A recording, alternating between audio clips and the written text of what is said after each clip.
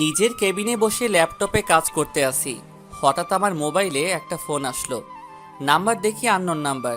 2-3 বার বাজার পর ধরলাম। আসসালামু আলাইকুম, কে বলছেন? ওয়ালাইকুম আসসালাম। আপনি আমাকে চিনবেন না, আপনি মারিয়াকে চিনেন? আপনি কোন মারিয়ার কথা বলছেন? আমি তো একটা মারিয়াকে চিনি, যাকে আমি ভালোবাসি। আমি ওই মারিয়ার কথা বলছি। আপনি কতটুকু ভালোবাসেন মারিয়াকে? আমি আমার পরিবারের পরে ওকে ভালোবাসি, বলতে গেলে অনেক বেশি ভালোবাসি এবং বিশ্বাস করি। তাহলে একটু এই পার্কে আসতে পারবেন? দেখে যান আপনার মারিয়া কি করছে। মারিয়া কি করছে? আপনি আসলে দেখতে পাবেন। বেশি দেরি করবেন না কিন্তু। বাই। মারিয়া কি করছে বলে মেয়েটা ফোন কেটে দিল। আমি মনে করছি মারিয়াকে কল দিব, কিন্তু পরে চিন্তা করলাম মেয়েটার কথা মতো আগে দেখে আসি। নিজের কেবিন থেকে বেরিয়ে বসের কেবিনে গিয়ে ছুটি নিয়ে অফিস থেকে বেরিয়ে একটা রিক্সা নিয়ে পার্কে চলে গেলাম। ভাড়া মিটিয়ে পার্কের ভিতরে গেলাম। তারপর চারপাশে তাকিয়ে দেখতে লাগলাম। হঠাৎ একটা জায়গায় চোখ পড়তেই আমি পুরো অবাক হয়ে গেলাম। দেখি ওই মেয়েটার কথা ঠিক। মারিয়া তো বলেছে তাদের বাসায় আজকে মেহমান আসবে। সে ফোনে কথা বলতে পারবে না। আমি পকেট থেকে মোবাইলটা বের করে মারিয়াকে ফোন দিলাম। বলো। কি করো? মেহমান সব চলে এসেছে। সবাই চলে এসেছে। ও, তা এখন কোথায় আছো? কি করো? আমি এখন কিচেন রুমে আছি, সবার জন্য নাস্তা তৈরি করছি। আচ্ছা, আপনি কি একটু পিছনে তাকাতে পারবেন? হঠাৎ আপনি বলছো কেন? আর পেছনে কোথায় তাকাবো? আপনি যেখানে বসে আছো একটু পিছনে তাকান তো দেখি। মারিয়া আমার কথা শুনে পিছনে ফিরে তাকিয়ে দেখে আমি দাঁড়িয়ে আছি। মারিয়া বসা থেকে উঠে আমার কাছে আসতে চাইলে আমি পার্ক থেকে বেরিয়ে যাই। পার্ক থেকে বেরিয়ে একটা দোকান থেকে এক প্যাকেট সিগারেট আর একটা ম্যাচ নিয়ে বাসায় চলে আসি। রুমে ঢুকে একটার পর একটা সিগারেট টানতে লাগলাম। পার্ক থেকে বেরিয়ে আসার সময় মোবাইল বন্ধ করে রেখেছি। মারিয়া অনেকবার ডেকেছে আমাকে, আমি তার কোনো কথা না শুনে চলে আসলাম। হঠাৎ কলিং বেল বেজে উঠল। আমি উঠে গিয়ে দরজা খুলে দিলাম। দরজা খুলে দেখি মারিয়া দাঁড়িয়ে আছে। আপনি এখানে কেন আসছেন? আপনি এখান থেকে চলে যান। কোনো মিথ্যাবাদীর সাথে আমি কথা বলতে চাই না। রাসেল, তুমি আমাকে ভুল ভাবছো। আগে সত্যিটা শোনো। আমি আপনার কোনো কথা শুনতে চাই না। আপনি এখান থেকে চলে যান। রাসেল, আমায়। তাকে কিছু বলতে না দিয়ে দরজা বন্ধ করে দিলাম। আমি রুমে এসে আবার সিগারেট টানতে লাগলাম। কি অপরাধ ছিল আমার? তুমি আমাকে এভাবে ধোঁকা দিলে। তুমি তো জানো আমি তোমাকে অনেক ভালোবাসি। কেন আমার ভালোবাসা নিয়ে মিথ্যা অভিনয় করেছিলে? কেন আমার কাছে মিথ্যা বলেছিলে? আমি তো কোনো দোষ করি নাই। তাহলে তোমাকে বিশ্বাস করাটা আমার অপরাধ ছিল। দেখতে দেখতে 2 দিন চলে গেল। এই 2 দিন অনেক কান্না করেছি। অফিসে পর্যন্ত যাইনি। আমি একটা ডিসিশন নিলাম, আমি থাকবো না আর এখানে। আমি গ্রামের বাড়িতে চলে যাব। এই 2 দিনে মারিয়া আবার এসেছে। আমি তার কোনো কথা না শুনে তাড়িয়ে দিলাম। সকালে ফ্রেশ হয়ে বাহিরে এসে একটা রিক্সা নিয়ে অফিসে চলে গেলাম। সোজা নিজের কেবিনে চলে গেলাম। রিজাইন লেটার টাইপ করে বসের কেবিনে চলে গেলাম। আসতে পারি স্যার? আরে রাসেল, আসো বসো। স্যার এই নিন রিজাইন লেটার। আমি আর অফিসে চাকরি করব না। আগে বলো তোমার কি হয়েছে?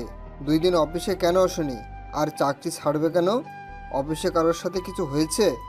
না স্যার, অফিসে কারোর সাথে কিছু হয়নি। আমি এমনি চাকরি ছেড়ে দিচ্ছি। রাসেল, আমি জানি তুমি অনেক ভালো ছেলে। অফিসে তুমি নিজের মতো কাজ করো। আমাকে প্লিজ সত্যি করে বলো কি হয়েছে। ঠিক আছে বলছি, আমি একটা মেয়েকে ভালোবাসি। মেয়েটাও আমাকে ভালোবাসে। তার সাথে আমার 1 বছরের সম্পর্ক। তার সাথে ফেসবুকে পরিচয় হয়। কথা বলতে বলতে দুজন দুজনকে ভালোবেসে ফেলি। 6 মাস আগে দুইজনই দেখা করি। তারপর থেকে তার সাথে আরও ভালো সম্পর্ক হয়ে যায়। এভাবে চলছিল আমাদের ভালোবাসা। কিন্তু হঠাৎ 2 দিন আগে আমার মোবাইলে একটা কল আসে। তারপর সব খুলে বললাম। বুঝতে পারছি, হয়তো তোমার থেকে ভালো কাউকে পেয়েছে, তাই বলে তুমি চাকরি ছেড়ে দিবে? আমি তোমাকে অফিস থেকে যেতে দিব না। এই অফিসে কাজ না করো, তবে আমার নোয়াখালী যে অফিস আছে সেটাই তুমি কাজ করো। প্লিজ রাসেল, তুমি চাকরি ছেড়ে যেও না। ঠিক আছে স্যার, আমি আপনার নোয়াখালী অফিসে কাজ করব। আমি আজকে রওনা দিতে চাই। ঠিক আছে, আমি ওখানে ম্যানেজারের সাথে কথা বলে বলছি। আর তোমাকে একটা ফ্ল্যাট দেওয়া হয়েছে। এখন থেকে তুমি ওই বসের দায়িত্ব পালন করবে। আমি মাঝে মাঝে গিয়ে হিসেব নিয়ে আসবো। আর তুমি তো গাড়ি চালাতে পারো, তাই তোমাকে অফিস থেকে একটা গাড়ি দেওয়া হবে। তুমি আজকে না গিয়ে কালকে সকালে যাও। ওকে স্যার, তাহলে আমি এখন বাসায় গিয়ে সব কিছু গুছিয়ে রাখি। ঠিক আছে, যাও। আমি বসের কেবিন থেকে বেরিয়ে অফিসের সবার কাছ থেকে বিদায় নিয়ে বাহিরে চলে আসলাম। একটা রিক্সা নিয়ে রেস্টুরেন্টে গিয়ে খাবার খেয়ে বাসায় চলে আসলাম। অনেকক্ষণ বকবক করে গেছি, এখনও পরিচয় দেই নাই। আমি রাসেল, বর্তমানে একটা অফিসে চাকরি করি। পরিবারের সবাই আছে, কিন্তু একটা ছুরির দায়ে ঘর বের করে দিছে আমাকে আজ 2 বছর আগে। তারপর ঢাকায় চলে আসি। তারপর একটা হোটেলে কাজ নেই। একদিন একটা পত্রিকায় চাকরির বিজ্ঞপ্তি দেখি, তারপর ইন্টারভিউ দিতে চলে যাই। আল্লাহর রহমতে চাকরিটা হয়ে যায়। আমি আবার গল্প লিখি। তখন মারিয়ার সাথে পরিচয় হয় 1 বছর থেকে। তারপর কি হলো সবই তো জানেন। অফিসের বস আমার কাজ দেখে অনেক খুশি হয়, তাই আমাকে তিনি ছাড়তে চান না। আর কিছু জানা লাগবে না, গল্পের সাথে থাকুন, সব জানতে পারবেন। পরের দিন সকালে ঘুম থেকে উঠে ফ্রেশ হয়ে বাইরে এসে নাস্তা করে বাসায় চলে আসি। বাসার সামনে এসে দেখি বস গাড়ি পাঠিয়ে দিছে। ড্রাইভার আমার কাছে চাবি দিয়ে চলে গেছে। আমি বাসার ভিতরে ঢুকে জামা কাপড়ের ব্যাগটা নিয়ে গাড়িতে রাখলাম। দারোয়ানের কাছে বাসার চাবি দিয়ে গাড়িতে উঠলাম। এই বাসাটায় বস আমাকে থাকতে দিয়েছে। আমি গাড়ি চালিয়ে নোয়াখালীর উদ্দেশ্যে রওনা দিলাম। আগে কয়বার গেছি নোয়াখালী অফিসে কাজের ব্যাপারে, তাই কোনো সমস্যা নেই। প্রায় দুপুর 2টাই বাজে। অফিসের সামনে চলে আসলাম। আসার সময় রেস্টুরেন্ট থেকে খাবার খেয়ে আসলাম। গেট দিয়ে ঢুকে গাড়ি পার্কিং করে অফিসের ভিতরে চলে গেলাম। ভিতরে ঢুকে সোজা ম্যানেজারের কেবিনে চলে গেলাম। ভিতরে আসতে পারি? আরে আসুন স্যার, আপনার আমার কেবিনে আসতে অনুমতি লাগবে? আমি ভিতরে ঢুকে চেয়ারে গিয়ে বসলাম। একটা কথা বলি আপনাকে, আমাকে স্যার না বলে নাম ধরে ডাকবেন। আমি আপনার ছেলের মতো। তুমি অনেক ভালো ছিলে, চলো তোমাকে তোমার কেবিনে নিয়ে যাই। এখন আমি বাসায় যাব। 2 দিন পর থেকে নিয়মিত অফিসে আসব। আপনি আমাকে নতুন ফ্ল্যাটে নিয়ে যান। ঠিক আছে, আমি তোমাকে নতুন বাসায় নিয়ে যাচ্ছি। তারপর ম্যানেজার অফিসের সবাইকে বলে আমার সাথে অফিস থেকে বেরিয়ে আসলো। গাড়িতে উঠে নতুন বাসায় যেতে লাগলাম। কিছুক্ষণ পর একটা বাসার সামনে চলে আসলাম। বাসার ভিতরে ঢোকার পর ম্যানেজার আমাকে 3 তলায় একটা ফ্ল্যাটে নিয়ে গেল। তারপর ম্যানেজারের সাথে কিছুক্ষণ কথা বললাম।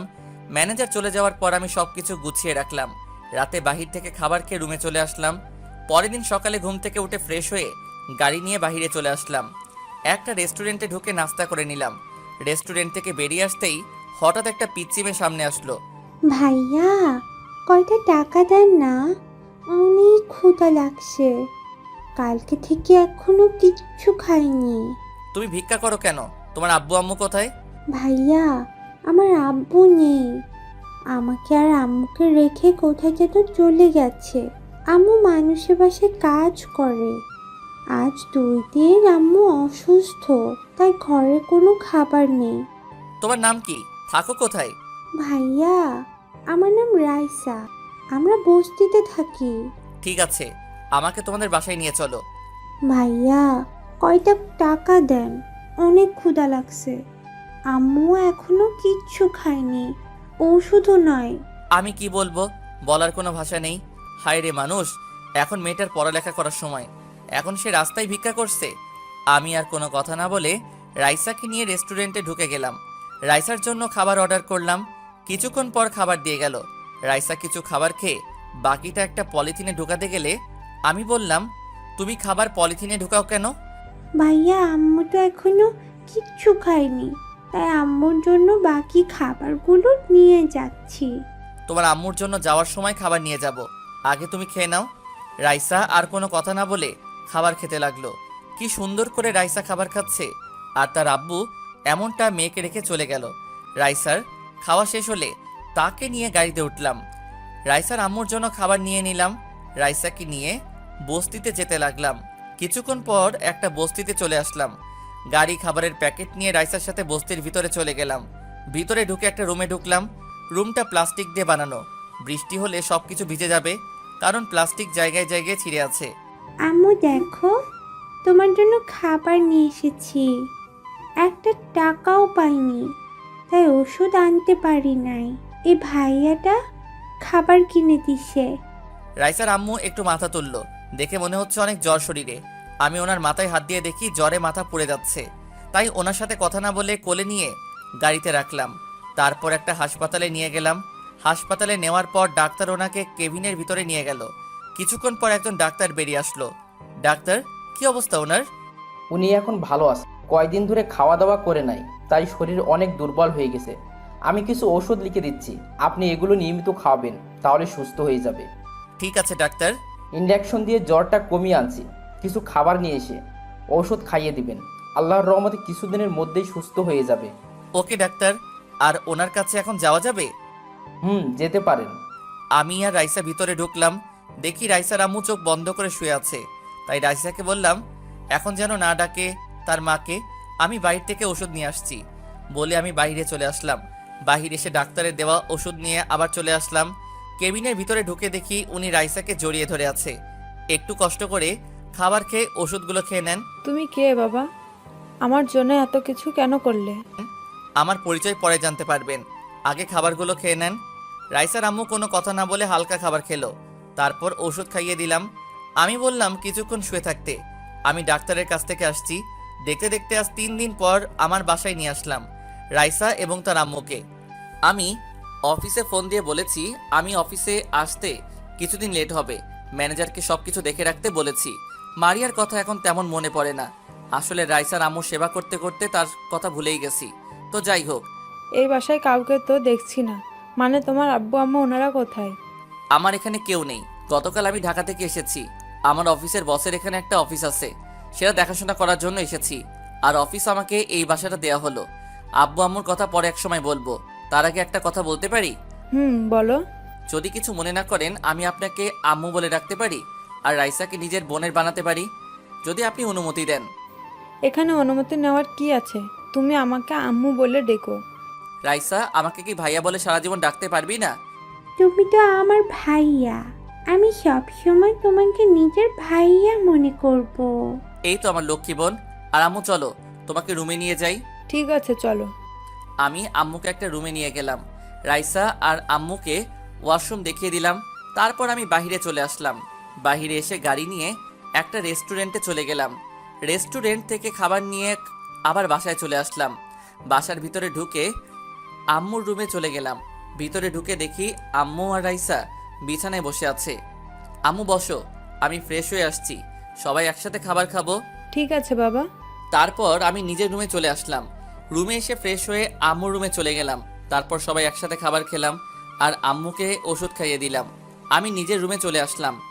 এখন আমার মতো সুখী আর কেউ নেই। যেখানে আমার মা বাবা ছুটির দায়ে ঘর থেকে বের করে দিল, সেখানে আমি আজ একটা মা আর বোন পেয়েছি। দেখতে দেখতে আরো 5 দিন চলে গেল। আম্মু এখন অনেক সুস্থ। সকালে সবাই একসাথে নাস্তা করছি। তখন আমি বললাম, আম্মু কালকে থেকে অফিসে যেতে হবে, অনেক কাজ জমে গেছে। আর রাইসা, তুমি কোন ক্লাস পর্যন্ত পড়ছো? ভাইয়া, আমি ক্লাস 4র্থ শ্রেণী পর্যন্ত পড়েছি।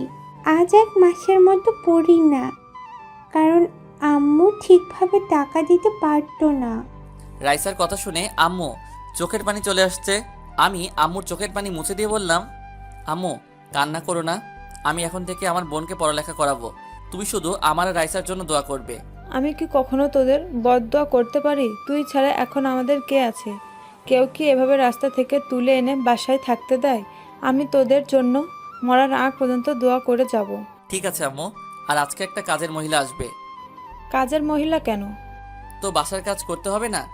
আমাদের জন্য খাবার রান্না করা লাগবে না?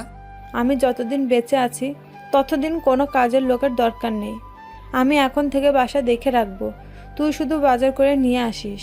ভাইয়া, এত কিছু কি এনেছিস? কিছু আমার কাছে দে, তোর অনেক কষ্ট হচ্ছে। আমার কোনো কষ্ট হচ্ছে না, আমি পারবো নিতে। ঠিক আছে, এই ছোট ব্যাগ দুটো আমার কাছে দে। আমি আর কিছু বললাম না। রাইসার হাতে 2টা ব্যাগ দিয়ে ভিতরে ঢুকলাম। আম্মু রুম থেকে বেরিয়ে আসলো। তোমার জন্য কয়েকটা শাড়ি এনেছি, দেখো তো তোমার পছন্দ হয়েছে নাকি, না হলে সমস্যা নেই, দোকানদার বলল ফিরিয়ে নিবে। আরে আমার অনেক পছন্দ হয়েছে। তুই এত শাড়ি আনতে গেলি কেন? কত টাকা খরচ হয়েছে? আরে আম্মু, টাকার কথা তোমাকে ভাবতে হবে না, তোমাদের নিয়ে সারা বছর খেলেও আমার টাকা শেষ হবে না। আর এই নাও, ফলগুলো ফ্রিজে রেখে দাও, তুমি আর রাইসা এগুলো খাবে। আম্মু আর কোনো কথা না বলে ফলগুলো আর কাপড় নিয়ে রুমে চলে গেল। কিছুক্ষণ পর আমার কাছ থেকে বাজারগুলো নিয়ে গেল। হঠাৎ রাইসার দিকে তাকিয়ে দেখি মুখ বেজার করে বসে আছে। কি রে রাইসা, তুই মুখটা এমন করে আছিস কেন? ভাইয়া, আমার জন্য কিছু আনো নাই? কে বলেছে আমার পাগলি বোনটার জন্য কিছু আনি নাই? তোর জন্য আইসক্রিম আর চকলেট নিয়ে এসেছি, আর 5টা জামা নিয়ে এসেছি। এই দেখ। আসলে এতক্ষণ কাজা বাজারের কারণে রাইসা তার জিনিসগুলো দেখতে পাইনি। দেখতে দেখতে আজকের দিনটা কোনো রকম কেটে গেছে। ও আপনাদের তো বলতে ভুলে গেছি, আমি এখন নতুন সিম চালাই। আগের সিমটা ভেঙে ফেলেছি। আম্মু আর রাইসাকে পেয়ে মারিয়ার কথা ভুলে গেছি। সকালে রাইসা আমার রুমে এসে ডাকতে লাগলো। আমি ঘুম থেকে উঠে রাইসাকে বললাম, রাইসা তুই রেডি হয়ে নিস, তোকে আজকে স্কুলে ভর্তি করিয়ে দিয়ে তারপর আমি অফিসে যাব। ঠিক আছে ভাইয়া। রাইসা আমার রুম থেকে চলে গেল। আমি বিছানায় বসে না থেকে ওয়াশরুমে ঢুকে ফ্রেশ হয়ে অফিসের জন্য রেডি হয়ে নিচে চলে আসলাম। নিচে এসে নাস্তার টেবিলে গিয়ে বসলাম। কিছুক্ষণ পর রাইসা বেরিয়ে আসলো। আমার বোনটা আজকে আমার দেওয়া জামা থেকে একটা নতুন জামা পরেছে। রাইসাকে দেখতে একদম কিউট লাগছে। আম্মু এসে নাস্তা দিল। তারপর সবাই একসাথে নাস্তা করে আম্মুর কাছে বলে বাইরে এসে গাড়ি নিয়ে একটা স্কুলে চলে গেলাম। রাইসাকে ভর্তি করিয়ে আমার সাথে অফিসে নিয়ে গেলাম। অফিসে ঢোকার সাথে সাথে সবাই দাঁড়িয়ে গেল। আমি সবাইকে বসতে বলে নিজের কেবিনে চলে আসলাম। রাইসাকে বললাম সোফায় গিয়ে বসতে। আমার চেয়ারে বসে ম্যানেজার আঙ্কেলকে ফোন দিলাম। ফোন দিয়ে বললাম আমার কেবিনে আসার জন্য। তারপর পিয়নকে ফোন দিয়ে বললাম 3টা কপি দিয়ে যেতে। কিছুক্ষণ ম্যানেজার আঙ্কেল আসলো। ভিতরে আসতে পারি? আরে আঙ্কেল আসুন, আমার কেবিনে আসতে অনুমতি লাগবে না, বসুন। চলো তোমাকে সবার সাথে পরিচয় করিয়ে দিই। আরেকটু পরে যাব। পিয়ন চাচাকে বললাম কফি দিয়ে যেতে। কফি খেয়ে তারপর সবার সাথে পরিচয় হব। ঠিক আছে, আর ওকে তো চিনলাম না, ওকে? ও হচ্ছে আমার কিউট বোন, নাম রাইসা। রাইসা আর তার আম্মুর জন্য এই কয়দিন অফিসে আসে নাই। তারপর সব খুলে বললাম। অনেক ভালো করছো। কয়জনে এমন কাজ করে? আল্লাহ তোমাকে সারা জীবন বাঁচিয়ে রাখুক। কথার ফাঁকে পিয়ন চাচা এসে কফি দিয়ে গেল। আমি ম্যানেজার আর রাইসা কফি খাচ্ছি। কফি খাওয়া শেষে রাইসাকে বললাম, রাইসা তুমি বসো, ভাইয়া অফিসের সবার সাথে পরিচয় হয়ে আসি। ঠিক আছে ভাইয়া। রাইসাকে আমার মোবাইলটা দিয়ে আসলাম। রাইসা বসে মোবাইলে গেমস খেলতে আছে। আমি ম্যানেজার আঙ্কেলকে নিয়ে সবার সাথে পরিচয় হলাম আর তারপর নিজের কেবিনে চলে আসলাম। দেখতে দেখতে আজ 1টা বছর চলে গেল। রাইসা আর আম্মুকে নিয়ে অনেক সুন্দরভাবে জীবনযাপন করতে লাগলাম। রাইসা এখন ক্লাস 5-এ উঠেছে। রাইসার আল্লাহর রহমতে মেধাশক্তি অনেক ভালো। অফিসে বসে কাজ করতে আসি, হঠাৎ বস ফোন দিল। আসসালামু আলাইকুম স্যার, কেমন আছেন? ওয়ালাইকুম আসসালাম, ভালো আছি। তুমি কেমন আছো? আর অফিস কেমন চলছে? আলহামদুলিল্লাহ স্যার, আমিও ভালো আছি। তোমাকে যে কারণে ফোন দেওয়া, রহমান গ্রুপ থেকে কালকে তোমার ওখানে একটা প্রজেক্টের ব্যাপারে কথা বলতে যাবে। আমার সাথে কথা বলতে চেয়েছে, কিন্তু আমার জরুরি কাজ আছে, তাই তোমার কাছে পাঠিয়ে দিলাম। আর কি প্রজেক্ট নিয়ে কাজ করবে? আমি তোমাকে ইমেল করে সব পাঠিয়ে দিব। ঠিক আছে স্যার, আপনি সব কিছু পাঠিয়ে দেন। আর এই প্রজেক্টটা পেলে আমাদের কোম্পানি আরও উপরে উঠে যাবে। তুমি নিজের মতো করে সাজিয়ে নিবে। Okay sir. আরও কিছুক্ষণ কথা বলে ফোনটা কেটে দিলাম। তারপর কাজে মন দিলাম। কিছুক্ষণ পর দেখি বসে ইমেল করে সব পাঠিয়ে দিছে। আমি সব কিছু গুছিয়ে রাখলাম। পরের দিন অফিসে বসে কাজ করতে আসি। রাতে সব কিছু রেডি করে আনছি প্রজেক্টের কাগজপত্র। হঠাৎ বাহির থেকে মেইলি কণ্ঠ একজন বলল, ভেতরে আসতে পারি? আসুন। আমি রহমান গ্রুপ থেকে এসেছি। রহমান আমার বাবার নাম। আব্বু একটু অসুস্থ, তাই বাবার অফিস আমি দেখাশোনা করি। আমি যেই না মেয়েটার দিকে তাকালাম তখনই আমি পুরো অবাক হয়ে গেলাম। ঠিকই ধরেছেন, মারিয়া। কিন্তু ও এখানে কেন? তাহলে মারিয়ার সাথে প্রজেক্টের ব্যাপারে কাজ করতে হবে। মারিয়া আমাকে দেখে বলল, রাসেল, তুমি তুমি এতদিন কোথায় ছিলে? আমি তোমাকে পুরো ঢাকা শহর খুঁজেছি, কিন্তু কোথাও পাইনি। তোমার বাসায় অনেকবার গিয়েছি, কিন্তু তোমার দেখা পেলাম না। কেন আমাকে খুঁজছেন? আপনি তো আমাকে ধোকা দিয়েছেন, আমার সাথে প্রেমের অভিনয় করেছেন, আমার সাথে মিথ্যা কথা বলে অন্য বয়ফ্রেন্ডের সাথে ঘুরতে বের হয়েছেন। আপনার জন্য তো ভালো হয়েছে আমি আপনার কাছে না থেকে দূরে সরে এসেছি। রাসেল, তুমি আমাকে ভুল ভাবছো। ওই ছেলের সাথে ওসব বিষয়ে কথা না বললে খুশি হব। আপনি কাজের কথা বলেন। মারিয়া আর কোনো কথা না বলে প্রজেক্টের ব্যাপারে কথা বলতে লাগলো, কিন্তু তার চোখ দিয়ে অশ্রু ঝরে পড়ছে। চোখ সরিয়ে প্রজেক্টের ব্যাপারে সবকিছু বুঝিয়ে বললাম। তারপর মারিয়া আমাদের প্রজেক্টটা দিল। আরও কিছু কথা বলতে চেয়েছে, তখন আমি বললাম, প্লিজ আপনি কাজের ব্যাপারে কথা বলতে পারেন, আর আমি অন্য কোনো কথা শুনতে চাই না। ঠিক আছে, বলবো। শুধু একটা কথা বলে যাই, আমি তোমাকে অনেক ভালোবাসি। যখন সত্যিটা জানতে পারবে তখন আমার কাছে ফিরে এলে আমি তোমাকে আর মেনে নেব না। তোমার জন্য 1 বছর অনেক কষ্ট পেয়েছি, কিন্তু তোমার কথা শোনার পর এখন আমি তোমাকে ঘৃণা করি। বলে মারিয়া কেবিন থেকে বেরিয়ে গেল। এখন আমি ভাবতে লাগলাম তাহলে আমি মারিয়াকে ভুল বুঝেছি, কিন্তু আমি তো দেখলাম সে অন্য ছেলের সাথে বসে হেসে হেসে কথা বলছে। আমি আর কিছু না ভেবে কাজে মন দিলাম।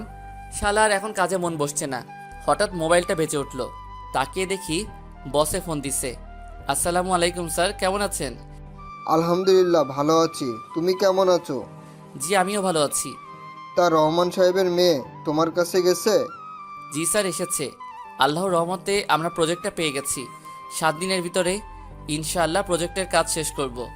আমি জানি তুমি পারবে। ঠিক আছে, তাহলে কাজে লেগে পড়ো, কোনো সমস্যা হলে আমাকে বলবে। ঠিক আছে স্যার। ফোন কেটে দিয়ে কাজে মন দিলাম। বিকেলে অফিস থেকে বেরিয়ে এসে গাড়ি নিয়ে বাসায় যেতে লাগলাম। হঠাৎ একটা ছেলেকে গাড়ি দাঁড় করালাম। এই ছেলে আর কেউ নয়, মারিয়ার সাথে যে ছেলেটা ছিল ওই ছেলেটা। আমি গাড়ি এক সাইডে পার্কিং করে ছেলেটাকে ডাক দিলাম। ছেলেটা আমার সামনে আসার পর বলল, আপনাকে কোথায় যেন দেখেছি, কিন্তু মনে পড়ছে না। তুমি আমাকে পার্কে দেখেছো আজ 1 বছর আগে, যখন তুমি মারিয়ার সাথে পার্কে ছিলে। ও, তার মানে আপনি রাসেল। মারিয়ার মুখে অনেকবার আপনার কথা শুনেছি, কিন্তু কখনো দেখিনি। কেন? আমার ছবি তো মারিয়ার মোবাইলে ছিল। মারিয়া তো ওই দিক আপনাকে অনেকবার ডেকেছে, কিন্তু আপনি তার কোনো কথা না শুনে চলে গেলেন। তখন মারিয়া রাগ করে মোবাইল আছাড় মেরে ভেঙে ফেলে। ও, তা তোমাদের ভালোবাসা কেমন চলছে? মারিয়া তোমাকে অনেক ভালোবাসে তাই না?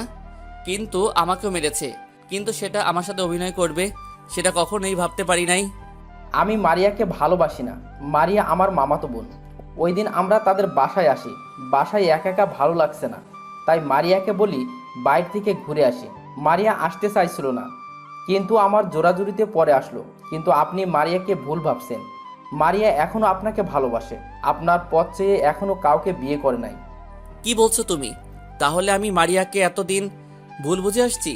তাহলে আমাকে একটা দিন ফোন দিয়ে বলতো, বললেই তো আর এত কিছু হতো না।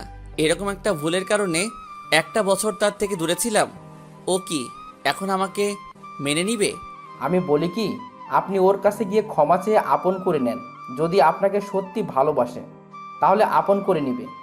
ঠিক আছে, কিন্তু এখনো তোমার নামটা জানা হলো না। আমি আকাশ, পড়াশুনো শেষ করে আব্বুর অফিসে দেখাশোনা করছি। নোয়াখালীতে এসেছি অফিসের একটা কাজের ব্যাপারে। কাজ শেষ করে ড্রাইভারের জন্য অপেক্ষা করছি, হঠাৎ আপনি ডাক দিলেন।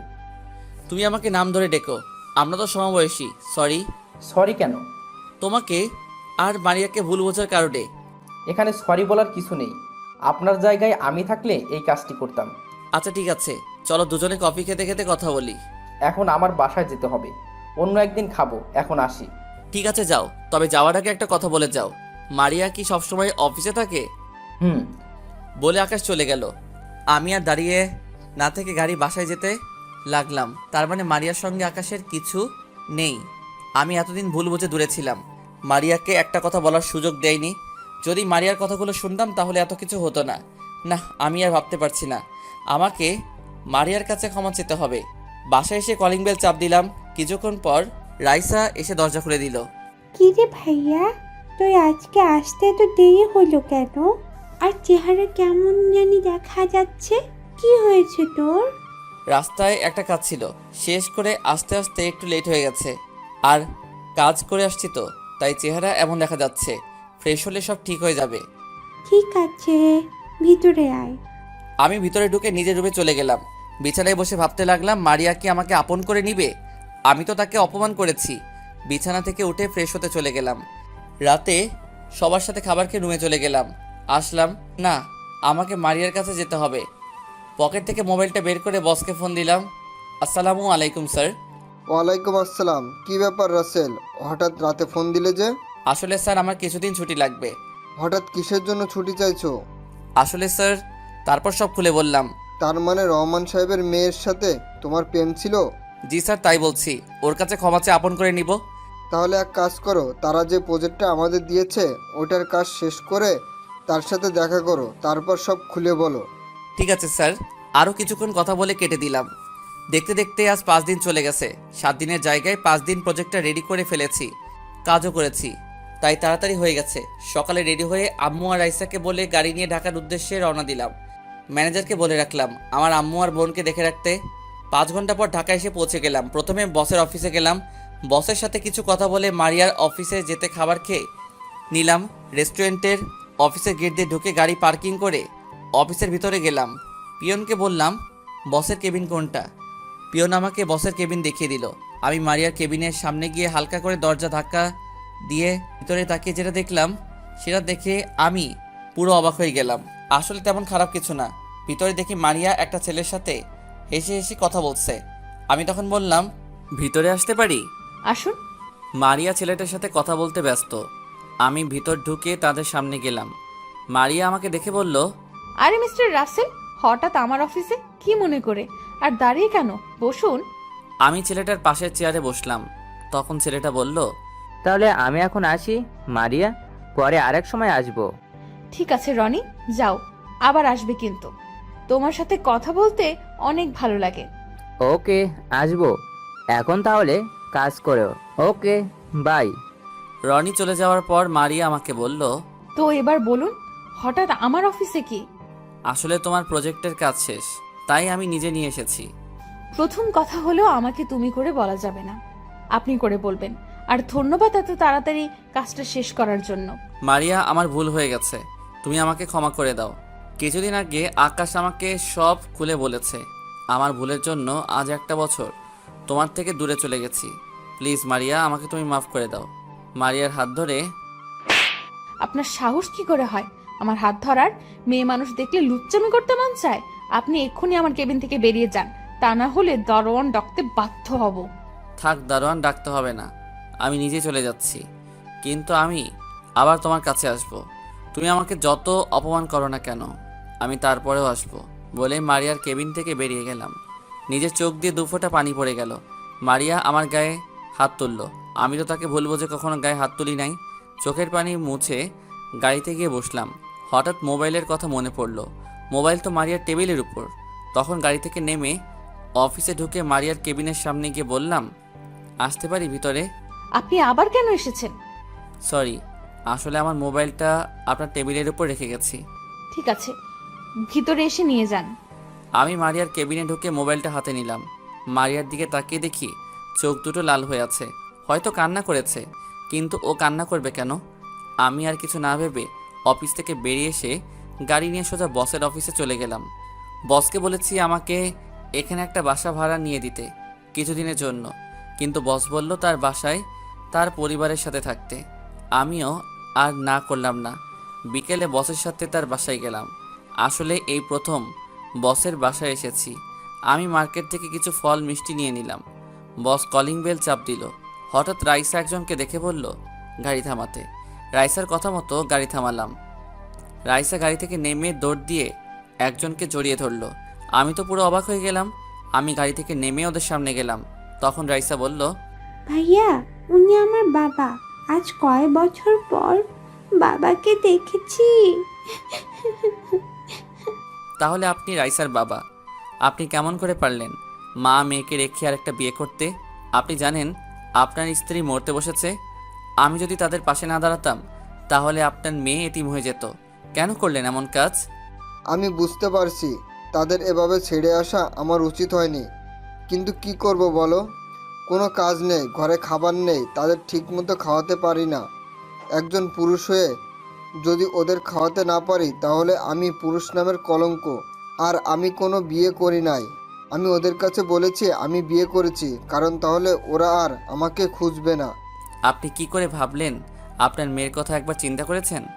যেই মেয়ে ওই সময় পড়ালেখা করার কথা, সেই মেয়ে রাস্তার মানুষের কাছে ভিক্ষা করে তার মায়ের ওষুধে টাকা তুলছে। আমার ভুল হয়ে গেছে বাবা। আমি এখন একটা অফিসে কাজ পেয়েছি, তাই ওদের খুঁজতে এই শহরে এসেছি। আমি ওদের ফিরিয়ে নিতে চাই, আর তোমাকে ধন্যবাদ দিয়ে ছোট করব না। তুমি ওদের জন্য যা করেছো আমি সারা জীবন ঋণী হয়ে থাকবো। ভাইয়া, আব্বু যখন ভুল বুঝতে পেরেছে, তাহলে আব্বুকে ক্ষমা করে দাও। আমি বাবাকে ছাড়া থাকতে পারবো না। দেখুন কি বলছে আপনার মেয়ে। যে জায়গায় আপনাকে ঘৃণা করার কথা সেখানে আপনাকে ক্ষমা করে দিতে বলছে। আমি আর এমন কাজ করব না। বাঁচতে হলে একসাথে বাঁচবো। আর মরতে হলে একসাথে মরবো। আমি ওদের ছেড়ে আর কোথাও যাব না। আমি আমার মেয়েকে মানুষের মতো মানুষ করব। ঠিক আছে, এখন আপনি সাথে আমার বাসায় চলেন। রাইসার আম্মু আমার বাসায় আছে।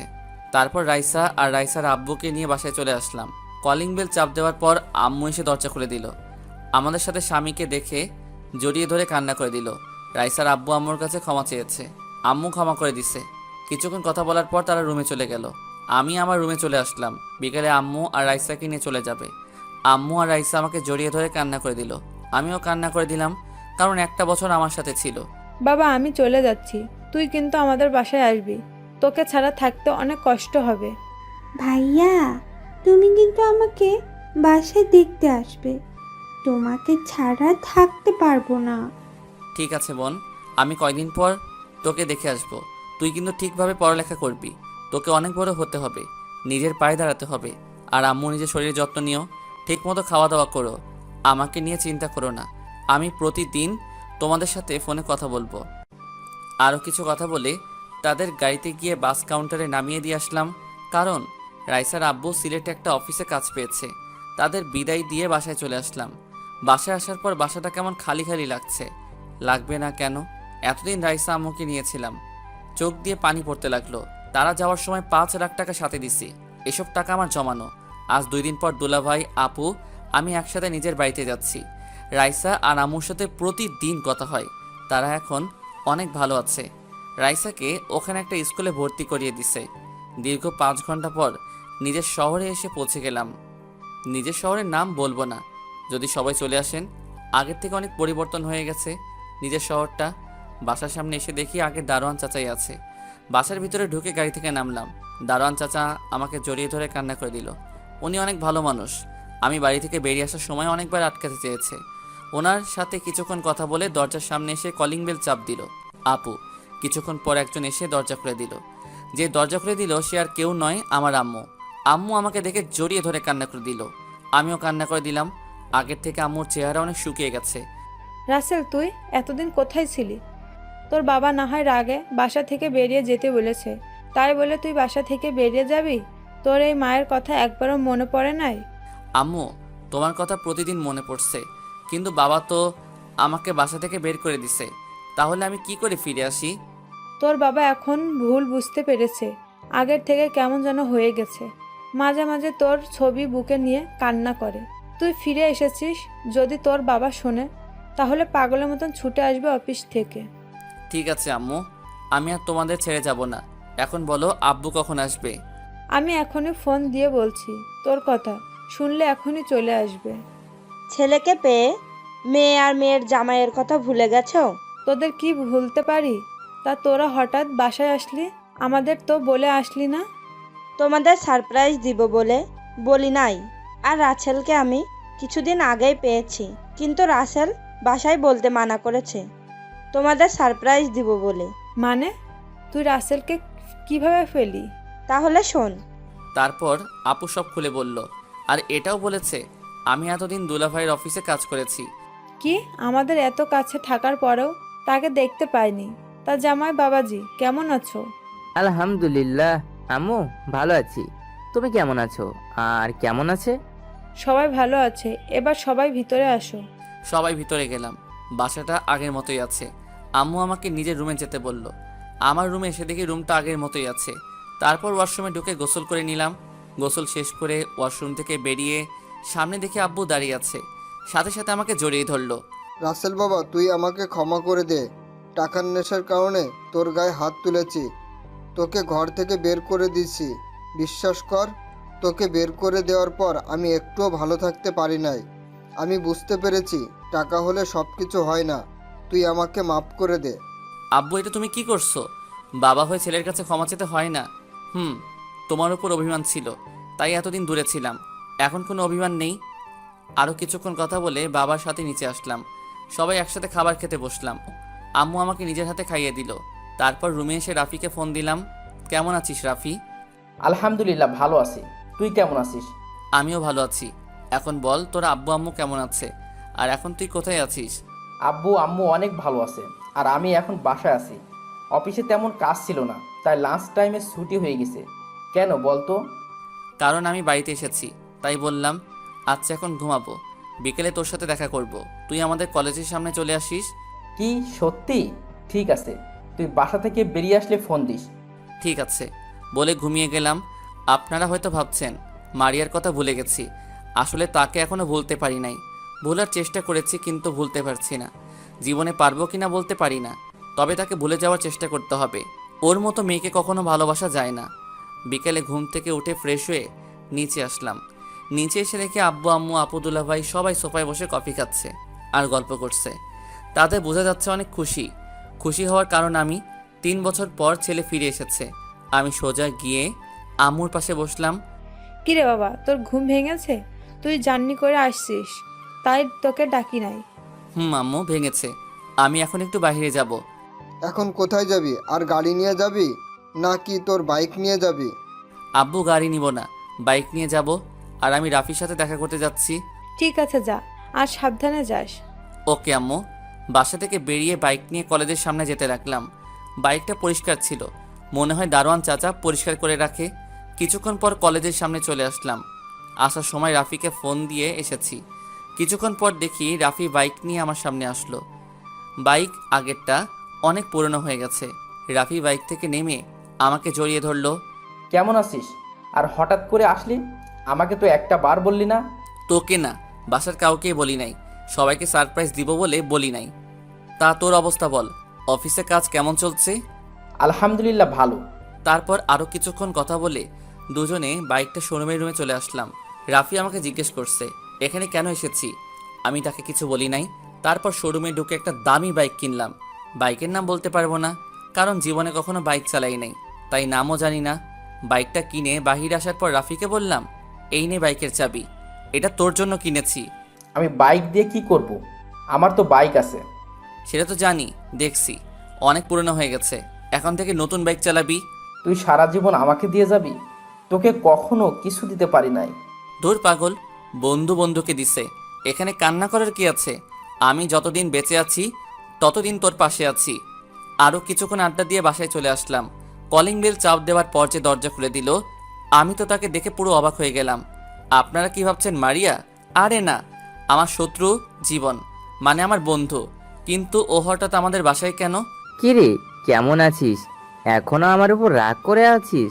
আমি এখন আগের মতো নেই রে। আমি এখন ভালো হয়ে গেছি। প্লিজ তুই আমাকে ক্ষমা করে দে। তোর আব্বু আমাকে ফোন দিয়ে বলেছে তুই ফিরে এসেছিস, তাই তোকে দেখতে আসলাম। আমি তোকে ক্ষমা করে দিছি। আগে অভিমান ছিল, এখন নেই।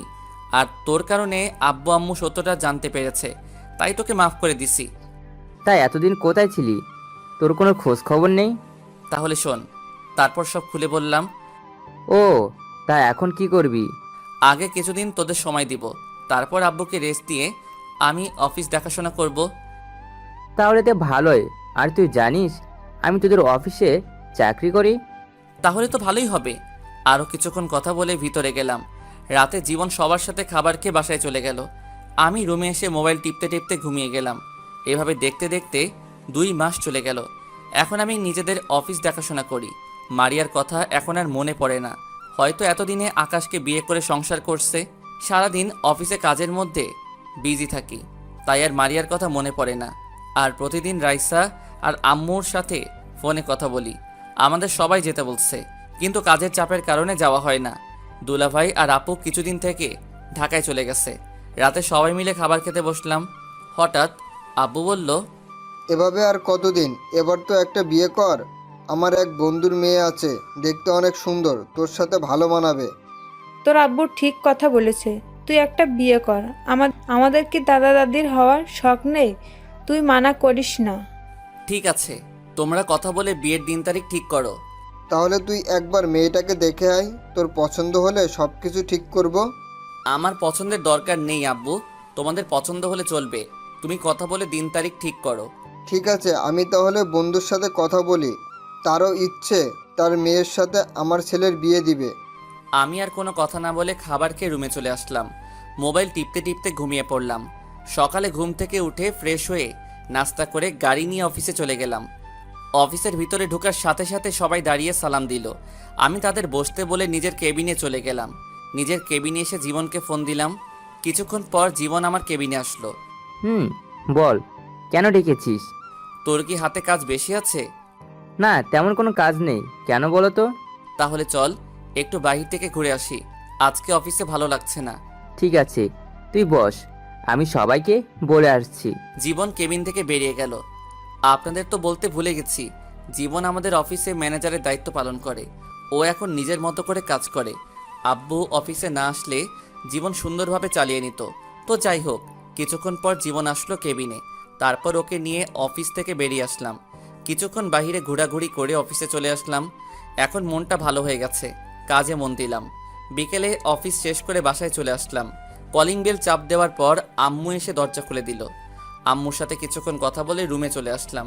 রাতে খাবার টেবিলে আব্বু বলল, রহমানের সাথে কথা হয়েছে, আগামী শুক্রবার তোর বিয়ে। আর বিয়েটা হবে মেয়ের নানার বাড়িতে, কারণ তারাও তো ঢাকা থাকে। তোমরা যা ভালো মনে হয় করো। খাবার খেয়ে নিজের রুমে চলে আসলাম। রুমে এসে বিছানায় শুয়ে ভাবতে লাগলাম, মেয়েটা কেমন হবে? দেখতে কি সুন্দর নাকি কালো? ব্যবহার কেমন? আব্বু তো বলল অনেক ভালো। দূর, কালো হলে সমস্যা নেই, আমার আব্বু আম্মুর খেয়াল রাখলেই চলবে। একমাত্র তাদের জন্য বিয়েটা করছি। দেখতে দেখতে সে দিনটা চলে আসলো, মানে আজকে আমার বিয়ে হয়েছে। কিছুক্ষণ আগে বউ নিয়ে বাসায় এসেছি। অনেক ধুমধাম করে বিয়েটা হয়েছে। আর বিয়েতে সবাই এসেছে। দুলাভাই, আপু, রাইসার আব্বু আম্মু, আর রাইসাও এসেছে। রাফিয়ার জীবন আমার বিয়ের সব কাজ করেছে। আমি ছাদের উপরে দাঁড়িয়ে আছি। হঠাৎ রাফিয়ার জীবন আসলো। কিরে, তুই এখানে? আর তোকে পুরো বাসায় খুঁজে হয়রান। বল, কেন খুঁজছিলি? এখন রাত কয়টা বাজে সেদিকে খেয়াল আছে? ভাবি রুমে একা বসে আছে। আরেকটু পরে যাই, আমার না কেমন জানি লাগছে। দূর হারামি, নতুন বিয়ে করছিস তো তাই এমন লাগছে। বইয়ের আদর পেলে সব ঠিক হয়ে যাবে। তোর কিন্তু ভাবি হয়, কথাবার্তা সাবধানে বলিস। তোর বউ মানে? আমাদের ভাবি? আমরা বলতেই পারি। এখন বেশি কথা না বলে চল, তোকে রুমে দিয়ে আসি। তারপর আর কি, দুই হারামি আমাকে জোর করে নিচে এনে রুমে ঢুকিয়ে দিয়ে বাহির থেকে দরজা লাগিয়ে দিল। আমিও ভিতর থেকে লাগিয়ে দিলাম। আমি রুমে ঢুকে দেখি দুই হারামি অনেক সুন্দর করে বাসরঘর সাজিয়েছে। বিছানার মাঝখানে বউ ঘোমটা দিয়ে বসে আছে। কিন্তু অবাক করার বিষয় হলো, শুনেছি বাসর করে বউ জামাইয়ের পা ধরে সালাম করে, কিন্তু এই মেয়ে তো কিছুই করছে না। হয়তো ঢাকা থাকে তো, তাই এসব মনে হয় জানে না।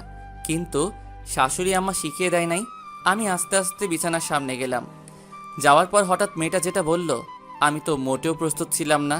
আপনি আমার ধারে কাছেও আসবেন না। আমি আপনাকে স্বামী মানতে পারবো না। আমি একটা ছেলেকে ভালোবাসি। তাহলে আমাকে বিয়ে করলেন কেন? আমি এই বিয়ে করতে চাইনি, কিন্তু বাবা আমাকে বলেছে এই বিয়ে না করলে তার মরা মুখ দেখতে হবে। তাই এই বিয়েটা করতে রাজি হয়েছি। তাই বলে আপনি আমার জীবনটা এভাবে নষ্ট করে দিবেন? আরে ভালো তো আমিও একজনকে বাসতাম, কিন্তু আমার একটা ভুলের কারণে সেই মেয়েটা অন্য ছেলেকে ভালোবাসলো। আমি এত কিছু শুনতে চাই না। আমি আপনাকে কিছুদিন পর ডিভোর্স দিয়ে দেব। আপনি আমার ধারে কাছেও আসার চেষ্টা করবেন না। ঠিক আছে, শুধু একটা কথা বলবো, যতদিন আপনি এই বাড়িতে থাকবেন ততদিন আব্বু আম্মুর সাথে ভালো ব্যবহার করবেন। আমি নিজেই আপনাকে আপনার ভালোবাসার মানুষের কাছে দিয়ে আসবো। এখন আপনি ঘুমিয়ে যান। আপনি ঘুমাবেন কোথায়? আমাকে নিয়ে আপনার টেনশন করতে হবে না, আমি সোফায় ঘুমাবো। আপনি একটা বালিশ আর কম্বল দেন। মেয়েটা আমাকে একটা বালিশ আর কম্বল দিল। আমি বালিশ আর কম্বল সোফায় রেখে বেলকনিতে চলে আসলাম। আমার সাথে এটা কি হয়ে গেল? ভেবেছি বিয়ে করে নতুন জীবন শুরু করব, অতীত সব ভুলে যাব। আগে মারিয়া আমাকে কষ্ট দিছে, তাকে ভুলতে অনেক কষ্ট হয়েছে। কিন্তু হঠাৎ যদি নতুন বলে সে অন্য কাউকে ভালোবাসে, তখন নিজের কাছে কেমন লাগে। ও, আপনাদের তো বলতে ভুলে গেছি, আমি এখনো পর্যন্ত মেয়েটার চেহারা দেখি নাই, কারণ মেয়েটা ঘুমটা পড়া অবস্থায় আমার সাথে কথা বলেছে। কিছুক্ষণ বেলকনিতে থেকে রুমে এসে সোফায় শুয়ে পড়লাম। ঘুম কি আর আসে? এসব কিছু ভাবতে ভাবতে কখন ঘুমিয়ে গেলাম। সকালে হঠাৎ কে যেন দরজা ধাক্কাতে লাগলো, সাথে সাথে আমার ঘুমটা ভেঙে গেছে। সোফা থেকে উঠে দরজা খুলে বললাম, দরজা খুলে দেখি রাইসা। ভাইয়া, তোমরা এখনো ঘুম যাও। আম্মু বলেছে তোমাকে আর ভাবিকে নিচে যেতে। ঠিক আছে আপু, তুই যা, ভাইয়া তোর ভাবিকে নিয়ে আসছি। তাড়াতাড়ি আসবে কিন্তু। রাইসা চলে গেল। আমি বিছানার সামনে এসে মেয়েটাকে ডাকতে লাগলাম। মেয়েটার চেহারা এখনও দেখা যাচ্ছে না। মেয়েটা এখনও বিয়ের শাড়ি পরে আছে। এই যে শুনছেন, উঠেন, আম্মু ফ্রেশ হয়ে নিচে যেতে বলছে। আপু চাও তো, আমাকে আরেকটু ঘুমাতে দাও। হাই হাই, এই মেয়ে স্বামীকে কি বলছে? মনে হয় তার বাবা প্রতিদিন সকালে ঘুমটা ভাঙিয়ে দেয়, তাই তার বাবা মনে করছে। ওই, আপনার বাবা এখানে কোথায় থেকে আসবে? আমি আপনার বিয়ে করা স্বামী। গতকাল যে বিয়ে করছেন মনে নেই? মেয়েটা আমার কথা শুনে যেই না তার মুখের উপর থেকে কাপড় সরালো, তখন আমি তাকে দেখে মোটেও প্রস্তুত ছিলাম না। সেও আমাকে দেখে পুরো অবাক হয়ে গেল। তার মানে মারিয়াকে বিয়ে করেছি। আপনারা ঠিকই ধরেছেন, মারিয়া। মারিয়া আমাকে দেখে বিছানা থেকে নেমে জড়িয়ে ধরে কান্না করে দিল। ঠাস করে 2টা থাপ্পড় মেরে দিলাম। তারপর আমি বললাম, তোর সাহস কি করে হয় আমাকে জড়িয়ে ধরার? আর তুই এখানে কেন? তার মানে আমি তোকে বিয়ে করেছি? মারিয়া গালে হাত দিয়ে বলতে লাগলো, আমি তোমার বউ, তাই জড়িয়ে ধরেছি। আর তুমি আমাকে বিয়ে করেছো, তাই তো আমি তোমার রুমে। আমি এই বিয়ে মানি না। যেই মেয়ে আমার গায়ে হাত তুলতে পারে, আমার সামনে অন্য ছেলেকে ভালোবাসে বলে, সে মেয়েকে কখনো আমি স্ত্রী হিসেবে মানি না। বিশ্বাস করো রাসেল, আমি তোমার গায়ে হাত তুলতে চাইনি, কারণ তুমি আমাকে অনেক কষ্ট দিচ্ছ। আমার একটা কথা পর্যন্ত শোনো নাই, আমাকে অপমান করে তাড়িয়ে দিছ। তাই তোমার উপর অনেক রাগ হয়, তাই তোমার গায়ে হাত তুলতে বাধ্য হয়েছি। কিন্তু আমি তোমার কাছে ক্ষমা চেয়েছি, কিন্তু তুমি তো আমাকে ক্ষমা করো নাই। আমার সামনে অন্য ছেলেকে ভালোবাসি বলো। ওটা তোমাকে কষ্ট দেওয়ার জন্য বলেছি। তোমার জন্য 1 বছর কষ্ট করেছি। বাসা থেকে বাবা বিয়ের জন্য অনেক চাপ দেয়, তারপরেও আমি বিয়ে করি নাই, একমাত্র তোমার কারণে। আমার বিশ্বাস ছিল আমি তোমাকে ফিরে পাবো, কিন্তু 1 বছর পর যখন তোমাকে পেলাম, তারপরও তুমি আমাকে কথা বলার সুযোগ দাওনি। তুমি ভালো করে জানতে তোমার পাশে আমি কোনো ছেলেকে সহ্য করতে পারি না। আর আমাকে ফোন করে বলো নাই কেন? আমি তোমাকে ভুল বুঝে তো তোমার গায়ে হাত তুলি নাই। তাহলে তুমি কেন আমার গায়ে হাত তুললে? আমি জানি তুমি আমার সাথে কোনো ছেলেকে সহ্য করতে পারো না, আর আকাশ আমাকে জোর করে বাইরে নিয়ে এসেছে, কিন্তু মামাতো ভাই বলে কিছু বলতে পারিনি। আর তুমি রাগ করবে তাই তোমাকে মিথ্যা বলেছি। আর নিজের রাগকে কন্ট্রোল করতে পারি নাই, তাই তোমার গায়ে হাত তুলেছি। আমি মনে করছি তোমাকে কিছুদিন কষ্ট দিয়ে আবার আপন করে নিব, কিন্তু তুমি আর আমার কাছে আসো নাই। তোমার বসের কাছে জানতে পারি তুমি তোমার বাসায় চলে গেছো, আর তোমার বস আমাকে অপমান করে তাড়িয়ে দিছে। তুমি কি মনে করেছো তোমার গায়ে হাত তোলার পর শুধু তুমি কষ্ট পেয়েছো? তোমার থেকে আমি বেশি কষ্ট পেয়েছি।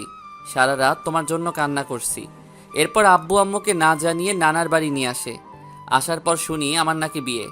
তখন আমি বিয়ে করব না বলি, কিন্তু আব্বু এমন কথা বলবে আমি ভাবতে পারিনি, তাই বিয়েতে রাজি হয়ে গেলাম। তুমি অনেক দেরি করে ফেলেছো। এখন আমি তোমাকে ভালোবাসি না, আমি অন্য একজনকে ভালোবাসি। আমি বিশ্বাস করি না তুমি শুধু আমার। তুমি আমাকে ক্ষমা করে দাও, তোমাকে অনেক কষ্ট দিয়েছি। তুমি আমাকে যত পারো শাস্তি দাও, আমি মাথা পেতে নিব। আমি এখন কোনো কথা বলতে চাই না। তুমি আমার ধারের কাছেও আসার চেষ্টা করবে না, তাহলে আমার থেকে খারাপ আর কেউ হবে না। আর কোনো কথা না বলে ওয়াশরুমে ঢুকে গেলাম। আমি মনে মনে বলতে লাগলাম, তুমি আমাকে যত কষ্ট দিচ্ছ তোমাকে ততটা কষ্ট দিব, তারপর তোমাকে আপন করে নিব। আমি তো তোমাকে কষ্ট দেওয়ার জন্য অন্য মেয়েকে ভালোবাসি বলেছি। এতদিন তোমার জন্য অনেক কষ্ট পেয়েছি, এখন থেকে আমি তোমাকে কষ্ট দিব। ফ্রেশ হয়ে বেরিয়ে দেখি মারিয়া বিছানায় বসে মাথা নিচু করে কাঁদছে। আমাকে বের হতে দেখে চোখের পানি মুছে ওয়াশরুমে চলে গেল। আমি একটা জামা গায়ে দিয়ে নিচে চলে আসলাম। নিচে এসে একটা চেয়ার টেনে বসলাম। তখন আম্মু বলল, কি রে, মারিয়া কোথায়? তাকে সাথে করে নিয়ে আসলি না কেন? ও ফ্রেশ হয়ে আসছে, তুমি আমাকে নাস্তা দাও। আগে মারিয়া আসুক, সবাই একসাথে নাস্তা করব। কিছুক্ষণ পর দেখি মারিয়া ওপর থেকে নিচে নেমে আসছে। তাকে দেখে আমি পুরো অবাক হয়ে গেলাম। একটা নীল রঙের শাড়ি পরেছে, দেখতে অনেক সুন্দর লাগছে। মারিয়া যখন আমার দিকে তাকালো তখন আমি চোখ সরিয়ে নিলাম। মারিয়া নিচে এসে আমার পাশে একটা চেয়ার টেনে বসলো। মারিয়ার অন্য পাশে আম্মু বসে আছে। তারপর আম্মু সবাইকে নাস্তা দিল। মারিয়া আমার ডান পাশে বসা, আর রাইসা আমার বাম পাশে বসা। হঠাৎ রাইসা বলল, ভাইয়া, তোমার হাতে খাবার খেয়েছি, অনেক দিন হয়ে গেছে, আজকে আমাকে খাইয়ে দিবে? আমার বোন যখন বলেছে আমি কি না খাওয়াইয়ে পারি, নে হা কর। হঠাৎ মারিয়া আম্মুকে বলল, আম্মু, তুমি আমাকে খাইয়ে দিবে? আজ কত বছর হয়ে গেছে আম্মুর হাতে খাবার খেয়েছি। পাগল মেয়ে, বলে কি? তুই এখন আমার মেয়ে, তোকে আমি সব সময় খাইয়ে দিব। তারপর আম্মু মারিয়াকে খাইয়ে দিতে লাগলো, আমি রাইসাকে খাইয়ে দিতে লাগলাম, সাথে আমিও খেতে লাগলাম। নাস্তা খেয়ে রুমে চলে আসলাম। তারপর বাইকের চাবি নিয়ে নিচে আসলাম। তখন আম্মু বলল, কি রে, তুই এখন কোথায় যাস? মাত্র নতুন বিয়ে করছিস, বউকে একটু সময় দে। আম্মু আমার বাহিরে একটু কাজ আছে, রাইসা ওর সাথে থাকবে। আর কোনো কথা না বলে বাসা থেকে বেরিয়ে আসলাম। তারপর বাইকটা বের করে জীবনের বাসায় যেতে লাগলাম। রাফি আর জীবন ওরা গতকাল রাতে বাসায় চলে এসেছে। আর আপু আর দুলাভাই তারা সকাল সকাল ঢাকায় চলে গেছে। দুলাভাইয়ের অফিসে গুরুত্বপূর্ণ একটা কাজ আছে, আপুকে থাকতে বলেছে, কিন্তু আপু বলল পরে এসে থাকবে। তার শ্বশুর শাশুড়ি অসুস্থ, তাদের সেবা যত্ন করা লাগবে, তাই দুলাভাইয়ের সাথে চলে গেছে। জীবনের বাসায় এসে কলিং বেল চাপ দেওয়ার পর আন্টি দরজা খুলে দিল। ও আপনাদের তো বলতে ভুলে গেছি, জীবন এবং রাফি তাদের পরিবারের সবাই বিয়েতে গেছে। তারা গতকাল বিয়েবাড়ি থেকে এসে বাসায় চলে এসেছে। আমি আন্টিকে দেখে সালাম দিলাম। আন্টি কেমন আছেন? জীবন কি বাসায় আছে? আমি ভালো আছি, তুমি কেমন আছো? তোমার বাসার সবাই ভালো আছে? আর জীবনও রুমে আছে। আলহামদুলিল্লাহ আন্টি, সবাই ভালো আছে, আমিও ভালো আছি। আচ্ছা, আমি জীবনের রুমে গেলাম। ঠিক আছে, যাও। ভিতরে ঢুকে জীবনের রুমে গেলাম। ভিতরে ঢুকে দেখি জীবন মোবাইল টিপতে আছে। আমাকে দেখে বলল, আরে রাসেল, তুই আয় বস। নতুন বিয়ে করছিস তো, তাই আর ফোন দিলাম না। বিয়ে না ছাই, আগে জানলে এই মেয়েকে কখনো বিয়ে করতাম না। তুই জানিস এই মেয়েকে? আমি জানবো কেমন করে? তুই বল, কে এই মেয়ে? আরে এ আর কেউ নাই, মারিয়া। তোকে আমি বলেছি না আমি একটা মেয়েকে ভালোবাসতাম, এটা সেই মেয়ে। ও, তার মানে এই সেই মারিয়া যার জন্য তুই এত কষ্ট পেয়েছিস? তবে তার কথা শুনে বুঝতে পারলাম মারিয়া আমাকে অনেক ভালোবাসে, কিন্তু তাকে আমি এত সহজে মেনে নিব না। তাকে কিছুদিন কষ্ট দিব, তারপর মেনে নিব। তাহলে এখন তুই কি করতে চাস? তুই আমাকে একটা মেয়ে ব্যবস্থা করে দে, আমি ওই মেয়ের সাথে প্রেমের অভিনয় করব মারিয়ার সামনে। তখন মারিয়া এটা দেখে অনেক কষ্ট পাবে। তা নয় বুঝলাম, কিন্তু বাসায় কিভাবে তোর আব্বু আম্মুর সামনে অভিনয় করবি অন্য মেয়ের সাথে? ঠিক বলছিস, আব্বু আম্মুকে কিছুদিনের জন্য বাহিরে পাঠিয়ে দিব, তাহলে আর সমস্যা হবে না। তাদের দুলাভাইয়ের বাসায় পাঠিয়ে দিব। তা ঠিক আছে, কিন্তু এখন বলিস না, আরও কিছুদিন পর পাঠিয়ে দিস, কারণ মাত্র নতুন বিয়ে করছিস। ওকে ঠিক আছে, আমি এখন তাহলে বাসায় যাই। তুই মেয়ে ঠিক করে আমাকে ফোন দিস। ঠিক আছে। আমি জীবনের বাসা থেকে বেরিয়ে আসলাম। আন্টি বলেছে খাবার খেয়ে যেতে। আমি বাইক নিয়ে সোজা বাসায় চলে আসলাম। কলিং বেল চাপ দেওয়ার পর আম্মু এসে দরজা খুলে দিল। তখন আম্মু বলল, কি রে, এতক্ষণ কোথায় ছিলি? মাত্র নতুন বিয়ে করেছিস, বৌমাকে একটু সময় দিবি, তা না তুই বাহিরে ঘুরতে বের হয়েছিস। আম্মু আমি একটু জীবনের বাসায় গেছি। আর নতুন বিয়ে করেছি তো কি হয়েছে, রাইসা তো বাসায় আছে। ও তো ছোট, ও কি সময় দিবে? তুই থাকলে মেয়েটার একটু ভালো লাগতো। ঠিক আছে, আমি রুমে গেলাম। আর কোনো কথা না বলে রুমে চলে আসলাম। রুমে এসে দেখি রাইসা মারিয়ার সাথে গল্প করছে। ও আপনাদের তো বলতে ভুলে গেছি, রাইসার আব্বু আম্মু ও তারা গতকাল বাসায় চলে গেছে। রাইসা বলল ও এখন যাবে না, পরে আমার সাথে যাবে। আমাকে রুমে দেখে রাইসা বলল, ভাইয়া তুমি এতক্ষণ কোথায় ছিলে? জানো ভাবি না অনেক ভালো, অনেক মিষ্টি করে কথা বলতে পারে। ভাইয়া একটু বাইরে কাজে গেছি, তোর সাথে পরে কথা বলবো। ভাইয়া এখন ফ্রেশ হয়ে একটু রেস্ট করব। তাহলে ঠিক আছে, আমি আম্মুর রুমে গেলাম। বলে রাইসা রুম থেকে বেরিয়ে গেল। আমি ওয়াশরুমে ঢুকে ফ্রেশ হয়ে বেরিয়ে এসে দেখি মারিয়া মনমরা হয়ে বসে আছে সোফায়। আমি বিছানায় গিয়ে শুয়ে পড়লাম। তোমার শরীরটা কি খারাপ? অসময়ে শুয়ে পড়লে যে? আমার শরীর ভালো না খারাপ সেটা কি তোকে বলবো? তুমি আমার সাথে এভাবে কথা বলছো কেন? আমি স্ত্রী, তোমাকে জিজ্ঞেস করতেই পারি। কিন্তু আমি তো তোকে স্ত্রী হিসেবে মানি না, আমি অন্য মেয়েকে ভালোবাসি। আমি তোকে ডিভোর্স দিয়ে বাসা থেকে বের করে ওই মেয়েকে বিয়ে করব। প্লিজ তুমি আমাকে ডিভোর্স দিও না। দরকার হয় তোমার বাসার কাজের মেয়ের মতো থাকবো, তবুও তুমি আমাকে বাসা থেকে বের করে দিও না। তোর সাথে কথা বলতে আমার ভালো লাগছে না, তুই আমার সামনে থেকে যা তো। মারিয়া কান্না করতে করতে রুম থেকে বেরিয়ে গেল। আমি মনে মনে বললাম, এমন কেমন লাগছে? আমিও কম কষ্ট পাইনি, তোমার জন্য অনেক কান্না করেছি। তো যাই হোক, রাতে সবাই একসাথে খাবার খেলাম। রুমে এসে বিছানায় শুয়ে মোবাইল টিপতে লাগলাম। কিছুক্ষণ পর মারিয়া রুমে আসলো। মারিয়া বিছানায় এসে শুয়ে পড়লো একপাশে। তখন আমি বিছানা থেকে নেমে সোফায় চলে গেলাম। তখন মারিয়া বলল, কি ব্যাপার, তুমি সোফায় গেলে কেন? বিছানায় এসে শুয়ে পড়ো। তোর সাথে আমি এক বিছানায় কখনো শুব না। প্লিজ তুমি আমার সাথে এরকম করো না। ঠিক আছে, তুমি বিছানায় শুয়ে পড়ো, আমি সোফায় ঘুমিয়ে পড়ি। তারপরেও তুমি বিছানায় শুয়ে থাকো। ঠিক আছে, তবে তুইও বিছানায় ঘুমাবি, কিন্তু মাঝখানে কোলবালিশ থাকবে। যদি রাতে উল্টাপাল্টা কিছু করিস তাহলে তোর কপালে শনি আছে। মারিয়ার মন খারাপ হয়ে গেছে। আমি আর কোনো কথা না বলে সোফা থেকে বিছানায় গিয়ে একপাশে শুয়ে পড়লাম। হঠাৎ মোবাইলটা বেজে উঠল। তাকিয়ে দেখে জীবন ফোন দিয়েছে। তারপর বিছানা থেকে নেমে বেলকনিতে চলে গেলাম। আমি ফোনটা রিসিভ করে বললাম, বল, কেন ফোন দিয়েছিস? মেয়ে একটা পেয়েছি, তবে মেয়েটা আমার ভালোবাসা এবং আমার মামাতো বোন ছিমি। তাকে তোর বিষয়ে সব খুলে বলেছি, কিন্তু প্রথমে রাজি হয়নি। পরে সব কিছু বুঝিয়ে বলছি, তারপরে রাজি হয়েছে। ও, কিন্তু তুই যে প্রেম করিস আমাকে তো বললি না। তা কবে থেকে? বেশি দিন হয়নি, মাত্র 6 মাস হয়েছে। কি 6 মাস হয়ে গেছে আর তুই এখন আমাকে বলছিস? প্লিজ দোষ, রাগ করিস না। সিমি কাউকে বলতে মানা করছে। এটা এখনো পর্যন্ত আমার পরিবারের কেউ জানে না। আচ্ছা ঠিক আছে, এখন আমি সিমির সাথে কথা বলতে চাই। আমি তোকে নাম্বার মেসেজ করে পাঠিয়ে দিব, আর এখন ফোন দিস না। ও এখন ঘুমিয়ে গেছে। সকালে ফোন দিয়ে তোর পরিচয় দিয়ে কথা বলবি এবং কোথায় দেখা করতে হবে সেটা বলে দিস। আচ্ছা ঠিক আছে, তাহলে এখন ঘুমা, কালকে কথা হবে। আল্লাহ হাফেজ। ওকে, আল্লাহ হাফেজ। ফোন কেটে দিয়ে রুমে চলে আসলাম। মারিয়ার চেহারা কেমন যেন হয়ে গেছে। অনেক কান্না করছে তো তাই। মনে মনে বললাম, তোমাকে এখন মেনে নিব না পাখি। আগে তোমাকে আরও কিছুদিন কষ্ট দিব, তারপর আপন করে নিব। আমি বিছানায় এসে শুয়ে পড়লাম। সকালে ঘুম থেকে উঠতেই বুকটা কেমন ভারী ভারী লাগছে। চোখ খুলে দেখি মারিয়া আমাকে জড়িয়ে ধরে আছে। এমনভাবে জড়িয়ে ধরে আছে মনে হয় শান্তির জায়গা খুঁজে পেয়েছে। তার চেহারা দেখে কেমন যেন মায়া লাগছে। তাই কিছু না করে তার হাত ছাড়িয়ে বিছানা থেকে উঠে ওয়াশরুমে চলে গেলাম। ফ্রেশ হয়ে বেরিয়ে দেখি মারিয়া উঠে গেছে। আমাকে বের হতে দেখে বিছানা থেকে উঠে ওয়াশরুমে চলে গেল। আমি একটা জামা গায়ে দিয়ে নিচে চলে আসলাম। কিছুক্ষণ পর মারিয়া নিচে আসলো। সবার সাথে নাস্তা করে বাসা থেকে বেরিয়ে সিমির নাম্বারে একটা মেসেজ দিলাম, আর এটাও বলে দিলাম আমি জীবনের বন্ধু, আর কোথায় আসতে হবে সেটাও মেসেজ করে দিলাম। সিমি ওকে বলে মেসেজ করলো। আমি বাইক নিয়ে রেস্টুরেন্টে চলে গেলাম। ভিতরে ঢুকে একটা টেবিলে বসে সিমির জন্য অপেক্ষা করতে লাগলাম। প্রায় 10 মিনিট পর একটা মেয়ে আমার সামনে আসলো। মেয়েটাকে দেখে আমি পুরো অবাক হয়ে গেলাম, আর মেয়েটাও আমাকে দেখে অবাক হয়ে গেল। তার মানে সিমি জীবনের মামাতো বোন।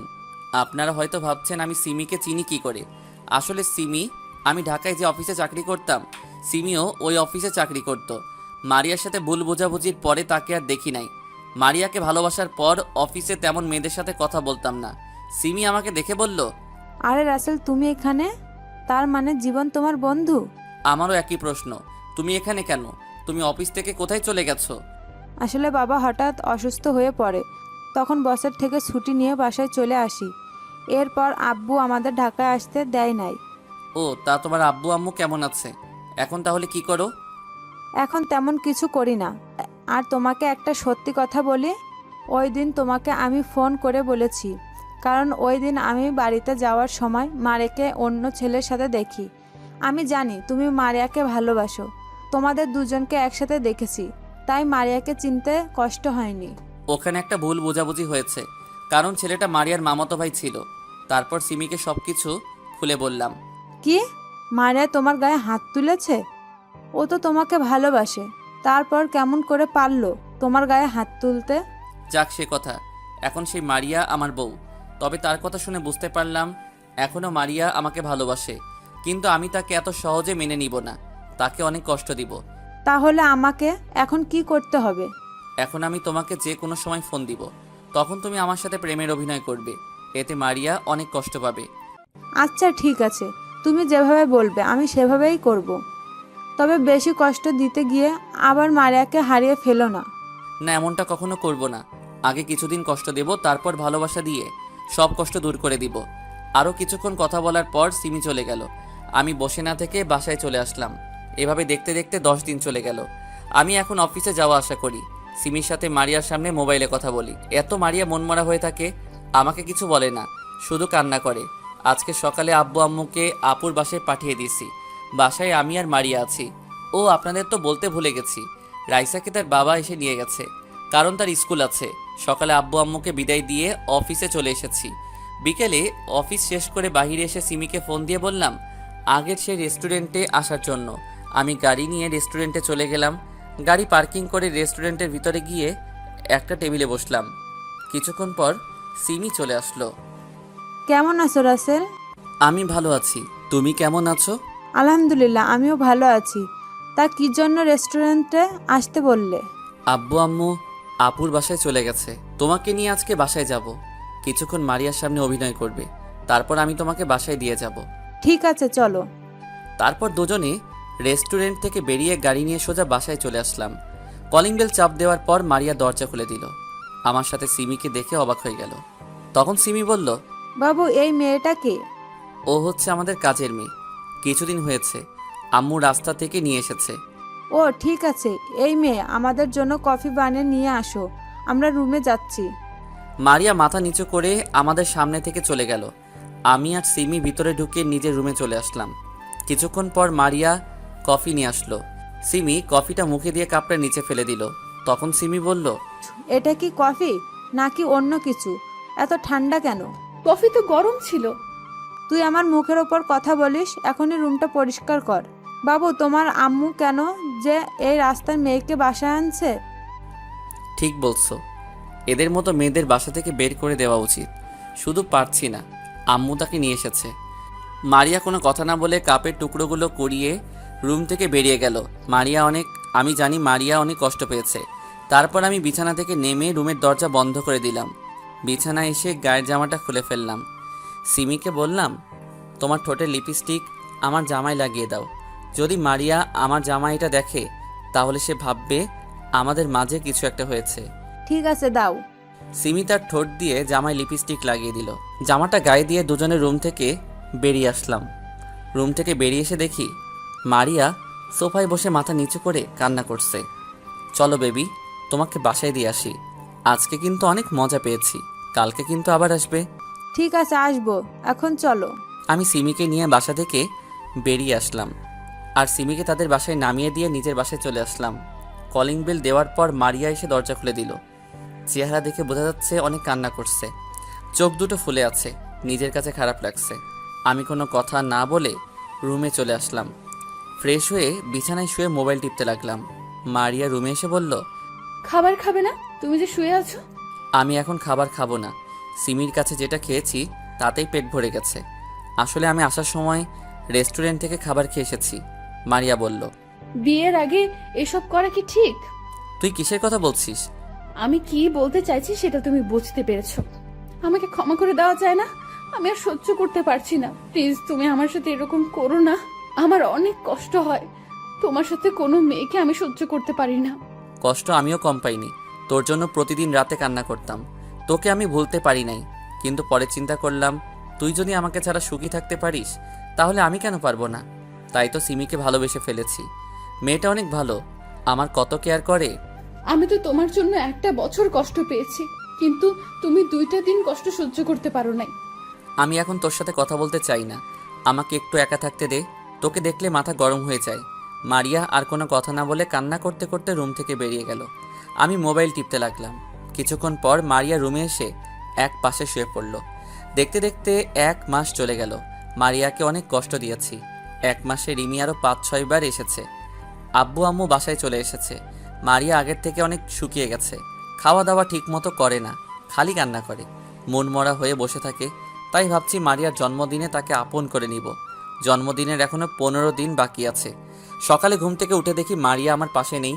আমার মনে হয় নিচে চলে গেছে সকালে নাস্তা তৈরি করতে।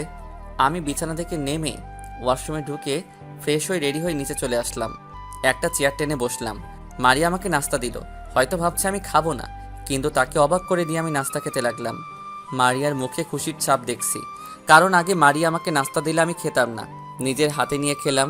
নাস্তা করে আব্বু আম্মুকে বলে বাসা থেকে বেরিয়ে এসে গাড়ি নিয়ে অফিসে চলে আসলাম। অফিসের ভিতরে ঢুকে নিজের কেবিনে চলে গেলাম। বসে বসে একটা ফাইলের কাজ করতে লাগলাম। হঠাৎ দরজার সামনে দাঁড়িয়ে রাফি বলল, ভিতরে আসবো? আরে রাফি, আয় বস। তোর অনুমতি লাগবে না। তা হঠাৎ আমার অফিসে? তোকে একটা দাওয়াত দিতে এসেছি। আগামী শুক্রবার আমার বিয়ে। তোর আব্বু আম্মু ভাবি তুই সহ চলে আসবি। কি বলছিস? তোর বিয়ে আমি আসবো না? তা মেয়েটাকে? আমি যে অফিসে কাজ করি ওই অফিসে তিথি কাজ করে। তিথি আমাকে অফিসে দেখে পছন্দ করে, তারপর ওর আব্বু আম্মুকে আমাদের বাসায় পাঠায়। যাক, ভালো হলো। তোর বিয়েটা হয়ে গেলে জীবন বাকি থাকবে। ঠিক আছে, তুই কাজ কর। বিয়ের 2 দিন আগে কিন্তু ভাবিকে নিয়ে চলে আসবি। আমি জীবনের রুমে গেলাম, তাকে দাওয়াতটা দিয়ে আসি। ঠিক আছে, তাহলে যা। রাফি কেবিন থেকে বেরিয়ে গেল। আমি কাজে মন দিলাম। বিকেলে অফিস থেকে বেরিয়ে এসে গাড়ি নিয়ে বাসায় চলে আসলাম। কলিং বেল চাপ দেওয়ার পর মারিয়া দরজা খুলে দিল, কিন্তু আমি মারিয়াকে দেখে অবাক হয়ে গেলাম। তার দিকে তাকিয়ে রইলাম, কারণ মারিয়া আজকে শাড়ি পরেছে। দেখতে অনেক ভালো লাগছে, আবার খারাপও লাগছে, কারণ মারিয়ার চেহারা আগের মতো নেই। আমি কোনো কথা না বলে রুমে চলে আসলাম। মারিয়া হয়তো কষ্ট পেয়েছে, আমি তাকে কিছু বললাম না। রুমে এসে ওয়াশরুমে ঢুকে গেলাম। ফ্রেশ হয়ে বাইরে এসে দেখি মারিয়ার সামনে দাঁড়িয়ে আছে। তখন মারিয়া বলল, আমাকে কেমন লাগছে? আমি কোনো কথা বললাম না। তখন মারিয়া আবার বলল, কি হলো, কথা বলছো না কেন? আমাকে কেমন লাগছে একটু বলো না। ভালো লাগছে। মারিয়া হয়তো এমন বলবো আশা করেনি। মারিয়া আর কোনো কথা না বলে ওয়াশরুমে চলে গেল। কিছুক্ষণ পর শাড়িটা চেঞ্জ করে বাইরে আসলো। কোনো কথা না বলে রুম থেকে বেরিয়ে গেল। আমিও আর দাঁড়িয়ে না থেকে নিচে চলে আসলাম। সবাই মিলে খাবার খেতে লাগলাম। তখন আমি বললাম, আব্বু আম্মু, রাফির বিয়ে আগামী শুক্রবার। আজকে অফিসে এসে দাওয়াত দিয়ে গেছে, সবাইকে যেতে বলেছে। ঠিক আছে, আমরা সবাই যাব। তারপর খাবার খেয়ে রুমে চলে আসলাম। রুমে এসে বিছানায় শুয়ে মোবাইল টিপতে লাগলাম। কিছুক্ষণ পর মারিয়া রুমে আসলো। দরজা বন্ধ করে আমার পাশে এসে এমন কিছু করবে, আমি তো অবাক হয়ে গেলাম। মারিয়া আমার পাশে শুয়ে আমাকে জড়িয়ে ধরলো। আমি মারিয়াকে জোর করে ছাড়িয়ে বিছানায় বসে বললাম, তোর সাহস তো কম নয়, তুই আমাকে জড়িয়ে ধরেছিস কেন? আমি তোকে বলছি না আমার কাছে কখনো স্বামীর অধিকার পাবি না? আর একবার যদি তুই করে বলছো তাহলে মাথা ফাটিয়ে দিমো। তুমি কি মনে করেছো আমি কিছুই জানি না? তুমি আমাকে কষ্ট দেওয়ার জন্য ওই মেয়ের সাথে প্রেমের অভিনয় করছো। তোকে কে বলেছে আমি সিমিকে ভালোবাসি? সিমিও আমাকে ভালোবাসে। আমরা অভিনয় করব কেন? মনে মনে বললাম, মারিয়া কি সত্যিটা জেনে গেছে? ঠিক আছে, এখনই প্রমাণ দেখাচ্ছি। তোমার মোবাইলটা দাও তো। তোকে আমার মোবাইল দিব কেন? যেটা বলছি সেটা করো, তা না হলে আব্বু আম্মুকে ডাক দেব। আমি আর কোনো কথা না বলে মোবাইলটা মারিয়ার হাতে দিলাম। আব্বু আম্মুকে বললে বাসা থেকে বের করে দিবে। তারপর মারিয়া এমন কিছু শোনাবে, আমি তো অবাক হয়ে গেলাম। মারিয়া আমাকে একটা রেকর্ডিং শোনালো, যেটাই আমি আর সিমি কথা বলছি মোবাইলে। এবার মারিয়া বলতে লাগলো, গতকাল রাতে তুমি ঘুমিয়ে যাওয়ার পর তোমার মোবাইল হাতে নেই। ভাগ্য ভালো ছিল মোবাইলে কোনো লক ছিল না। মোবাইলের ভেতরে ঢুকে কিছু পেলাম না, তাই বুদ্ধি করে অটো রেকর্ডিং চালু করে রেখেছি। তার মানে তুমি সব জেনে গেছো? সব জেনে গেছি। এবার আমাকে মাফ করে দাও। আমি আর তোমার অবহেলা সহ্য করতে পারছি না। যদি তোমার কষ্ট দেওয়ার শেষ না হয় তাহলে তুমি নিজের হাতে দাও, তবুও আমাকে আপন করে নাও। ভেবেছিলাম তোমাকে কিছুদিন পর একটা সারপ্রাইজ দিয়ে আপন করে নিব, কিন্তু আমি আর পারলাম না। এসো বুকে। বলতে দেরি মারিয়া আমাকে জড়িয়ে ধরতে দেরি করে নাই। মারিয়া জড়িয়ে ধরে কান্না করতে লাগলো। তখন আমি বললাম, এই পাগলি, কান্না করো কেন? আমি আর তোমাকে কষ্ট দিব না এবং তোমাকে ছেড়ে কোথাও যাব না। এবার যদি আমাকে ছেড়ে চলে যাও তাহলে আমি আর বলতে না দিয়ে ঠোঁট দুটো এক করে দিলাম। দুজনে দুজনকে জড়িয়ে ধরে কিস করতে লাগলাম। প্রায় 5 মিনিট পর ছেড়ে দিলাম। তখন আমি বললাম, আর একবার যদি মরার কথা মুখ দিয়ে বের করো তাহলে আমাকে হারাবে। না না, আমি তোমাকে হারাতে পারবো না। আমি তোমাকে অনেক ভালোবাসি, আর কখনো মরার কথা মুখ দিয়ে বের করব না। এবার ঠিক আছে। আচ্ছা, তুমি বলেছিলে সারপ্রাইজ দিবে, তা কিসের সারপ্রাইজ? সেটা সময় হলে জানতে পারবে। চলো দুজনে একটু রোম্যান্স করি। তা করো। তোমাকে কেউ ধরে রাখছে? আমি মারিয়াকে বিছানায় ফেলে দিয়ে বুকের উপর শুয়ে তার ঠোঁট দুটো এক করে দিলাম। তারপর আর কি আমি আর বলতে পারবো না, কারণ এখন রমজান মাস। সকালে ঘুম থেকে উঠতে দেখি মারিয়া আমাকে জড়িয়ে ধরে শুয়ে আছে। তার শরীরে কাপড় নেই। হঠাৎ মারিয়ার গলার নিচে একটা তিল দেখে নিজেকে কন্ট্রোল করতে পারলাম না। ওই তিলটাই কিস করতে লাগলাম। মারিয়া আমার মাথা চুল খামচে ধরল। তারপর আর কি, সকালবেলা আরেকবার হয়ে গেছে। দুজনে একসাথে ওয়াশরুমে গিয়ে ফ্রেশ হয়ে বেরিয়ে আসলাম। আমি অফিসে যাওয়ার জন্য রেডি হচ্ছি। মারিয়া আয়নার সামনে দাঁড়িয়ে চুল শুকাচ্ছে। আমি মারিয়াকে পিছন থেকে জড়িয়ে ধরলাম। তখন মারিয়া বলল, তোমার রোম্যান্স শেষ হয়নি? সারা রাত ঘুমাতে দাও নাই, আবার সকালেও শুরু করছো। হঠাৎ তুমি এত রোমান্টিক হলে কবে থেকে? এমন একটা সুন্দরী বউ থাকলে খালি আদর করতে মন চায়। এখন ছাড়ো, আব্বু আম্মু আমাদের জন্য অপেক্ষা করছে। মারিয়াকে ছেড়ে দিলাম। তারপর দুজনে একসাথে নিচে গেলাম। আমি আর মারিয়া দুটো চেয়ার টেনে বসলাম। তারপর নাস্তা করে অফিসে চলে আসলাম। দেখতে দেখতে রাফি বিয়ের দিন চলে আসলো। কালকে বিয়ে, আজকে গায়ে হলুদ। সকাল থেকে রাফি ফোন করে যাচ্ছে। আব্বু আম্মুকে সকালে পাঠিয়ে দিচ্ছি। আমি আর মারিয়া এখনো বাসায়। রুমে আমি আর মারিয়া রেডি হতে লাগলাম। আমার রেডি হওয়া শেষ, কিন্তু মারিয়ার এখনো হয়নি, কারণ মারিয়া শাড়ির কুচি পরতে পারছে না। আমি মারিয়ার হাত থেকে কুচিটা হাতে নিয়ে পরিয়ে দিলাম। মারিয়া চোখ বন্ধ করে ফেললো। মারিয়ার পেটে একটা কিস করলাম। মারিয়া কেঁপে উঠল। বসা থেকে দাঁড়িয়ে দেখি মারিয়া এখনও চোখ বন্ধ করে আছে। আমিও আর সুযোগ মিস করি নাই। মারিয়ার ঠোঁট দুটো এক করে দিলাম। প্রায় 2 মিনিট পর ছেড়ে দিলাম। তোমার কি খালি কিস করতে মন চায়? কি করবো বলো, তোমার এই গোলাপি ঠোঁট দেখলে কিস করতে মন চায়। এখন চলো, পরে অনেক সময় পাবে রোম্যান্স করতে, এমনি অনেক দেরি হয়ে গেছে। আমি আর মারিয়া রুম থেকে বেরিয়ে বাসার বাইরে চলে আসলাম। গাড়ি নিয়ে দুজনে একসাথে গে মার্কেটে গেলাম। মার্কেট থেকে উপহার নিয়ে রাফির বাসায় চলে আসলাম। বাড়িটা অনেক সুন্দর করে সাজিয়েছে। গাড়ি পার্কিং করে দুজনে ভিতরে গেলাম। ভিতরে ঢুকে দেখি অনেক মেহমান এসেছে। জীবন আর সিমিও এসেছে। আমাদেরকে দেখে দুজনেই সামনে আসলো। তখন সিমি বলল, ভাবি তুমি আমাকে ক্ষমা করে দাও, তোমার সাথে নানান ধরনের কথা বলেছি, আমাকে এসব করতে বলেছে